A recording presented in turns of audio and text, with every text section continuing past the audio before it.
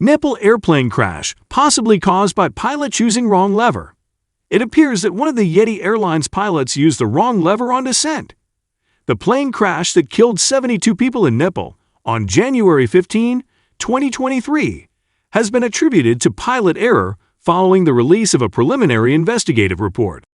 Earlier this week, the Nepalese Aircraft Accident Investigation Commission released its preliminary report on the Yeti Airlines flight that crashed into a river gorge in Pokhara. The plane was carrying 72 passengers in total, including the crew, all of whom perished.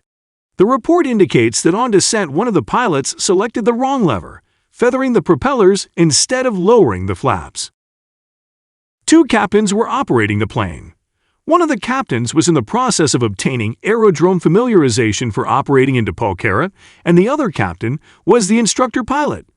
The captain being familiarized, who was occupying the left-hand seat, was the pilot flying PF, and the instructor on the right was the pilot monitoring PM. At 10:56:27, the PF, pilot flying, disengaged the autopilot system, AP, at an altitude of 721 feet above ground level, AGL. The PF then called for FLAPS 30 at 10:56:32, and the PM, pilot monitoring, replied, flaps 30 and descending, the report said. The flight data recorder, FDR, data did not record any flap surface movement at that time. Instead, the propeller rotation speed, NP, of both engines decreased simultaneously to less than 25%, and the torque, TU, started decreasing to 0%, which is consistent with both propellers going into the feathered condition. When propellers are in feather, they are not producing thrust. According to airliner ratings, the lever that operates the flaps and the one that feathers the propellers are adjacent to each other on the ATR model plane that crashed. When the propellers are feathered, they no longer produce thrust.